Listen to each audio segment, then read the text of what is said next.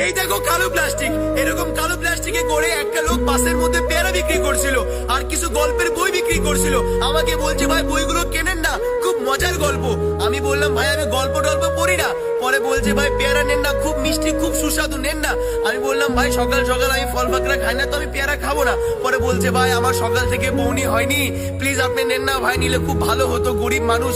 তো ওনার কথা শুনে খারাপ লাগলো, বিকজ আমিও ব্যবসা করি, আমি জানি বউনি না হলে কতটা খারাপ লাগে। তারপরে আমি 40 টাকা দিয়ে 2 প্যাকেট পেয়ারা কিনে নিলাম। উনি চলে গেল। উনি চলে যাওয়ার পর আমি প্যাকেটটা খুলে দেখি সব পেয়ারা পচা, 2 প্যাকেটের মধ্যে 2 প্যাকেটই পেয়ারা পচা। তারপর আমি আমার ছোট ভাইকে বললাম যে দেখ 40 টাকা দিয়ে পেয়ারা কিনলাম, সবগুলো পেয়ারা নষ্ট। পরে বললো তুই তো সকাল সকাল ফল টল খাস না, তবে কেন কিনলি? আমি বললাম লোকটা বলছে সকাল থেকে বউনি হয়নি, তো ওনার কথা শুনে খুব খারাপ লাগলো তাই নিলাম। ফ্যাক্ট এইটা না যে সে আমাকে পচা পেয়ারা দিল, ফ্যাক্ট এইটাও না যে আমার 40 টাকা নষ্ট হলো।